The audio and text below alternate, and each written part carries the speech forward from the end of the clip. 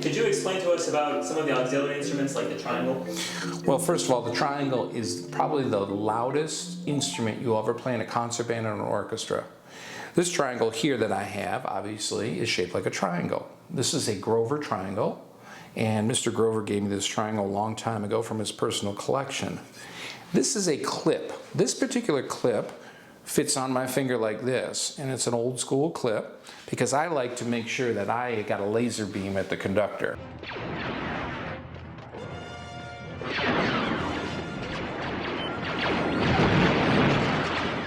So your teacher and director loves to see the triangle, so I put it up like this, and that way he can see the triangle, and the triangle's not hidden by the stand.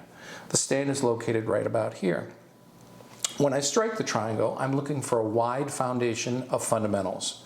Very simply, I try to find about 45 degrees, right about there. Some people play it like here. I don't think that's a bad thing, but I think I'm getting more foundations and fundamentals here. So what I'm going to do is I'm going to strike the instrument very lightly, and I'm going to pull the sound out just very lightly.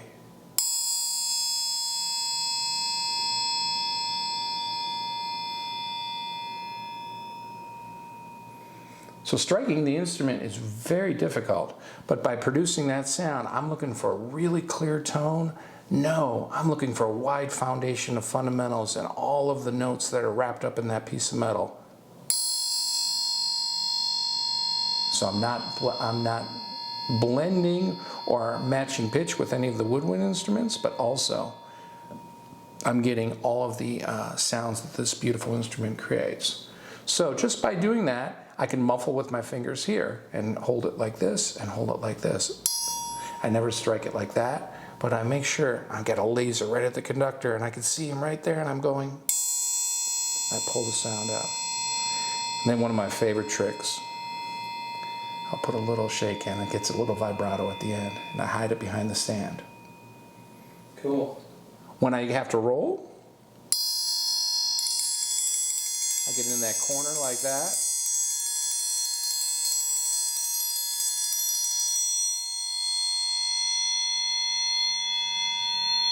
You can hear the vibrato at the end a little more clear. This particular instrument is probably one of the hardest to play because you're all by yourself and you're a soloist all the time. Very seldom do you have two triangles playing at the same time. So you got to make sure you do it with finesse, a musical sense of tone, and keeping it there. So here's a medium-sized triangle. Now, this is not to play softer passages, but maybe more delicate passages. I could still play piano on a large triangle, and I could still play piano on this size triangle. I could still play forte on this triangle and the larger triangle. It's about colors. And I think being a percussionist, we have to realize colors are everything. The roll, and that keeps the opportunity for us as percussionists to have a wide range of sounds and quality. Same triangle clip, just a different triangle. I got to study with Mr. Alan Abel one summer, who was this great percussionist from the Philadelphia Orchestra, and this triangle he gave to me at the end. And this is a small Abel triangle. And that's just a different color. So by having three different triangles and different sounds, whether it's a beautiful Grover triangle or this beautiful Abel triangle, I'm able to have a wide range of colors for the director and the conductor and the audience to hear all the time. In jazz bands, sometimes we don't get to play drum set all the time. Being a percussionist, we are able to add colors. A dear friend of mine showed me this technique who played with Pancho Sanchez. His name is Machito Sanchez. He lived here in Las Vegas. And he showed me this.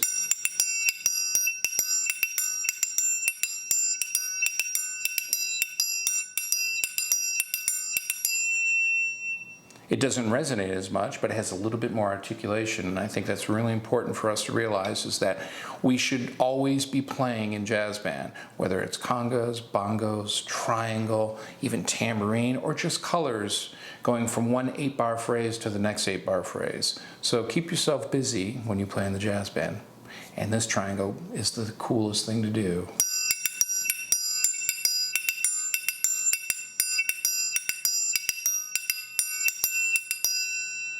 Just by holding it in your hand, you're able to do all those cool sounds. Muffle, open, muffle, open.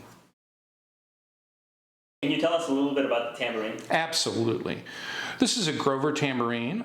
This particular tambourine I've had for many years, and it is made with a calf head. Basically, it might even be a goat head, but it is an animal skin of some sort. The really unique thing about this tambourine is it has jingles that are sort of hammered, and you can see a little bit how they're hammered, which makes it very unique. The tambourine, placing it and setting it down, is the most important thing. When I pick it up, I try not to make any sound, and I'm ready to play it at this point. I usually try to keep it in my right hand or my left hand, but depending on what I'm doing. Normally what happens by keeping it in your left hand, you're able to use your right hand, which is your strong hand, to do different things. So we're going to talk a little bit about technique. Number one, playing with your fingers, playing in the center of the head, and moving to the edge. I did 2 fingers. 1 finger, different articulation. All the fingers. My favorites, the spider. And last, the fist.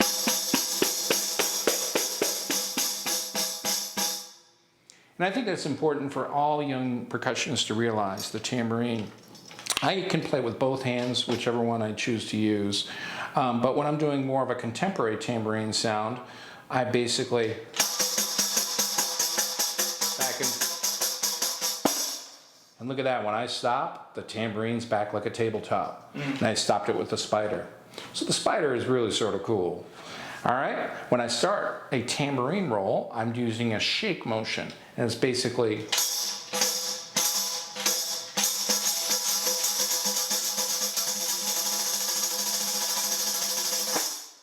so a good exercise is to take the tambourine, just go back and forth and use that rotary motion.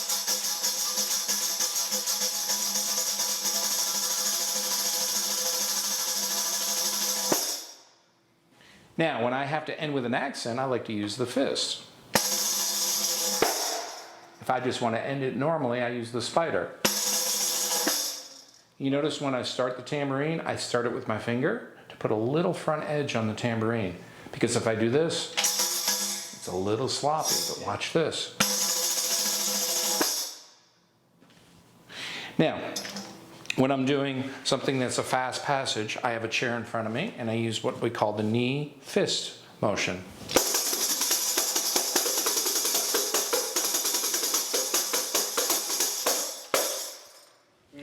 Now I like this. This is sort of my little embellishment on that, as I use the spider against the flat end of your leg right here. There's a little bit more meat here.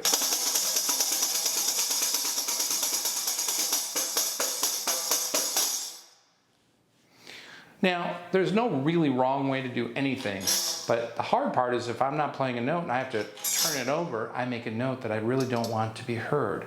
So placing it on the stand the way I want to play it in preparation is everything. Yeah. So if I want to play with 2 hands, this is my secret way of doing it.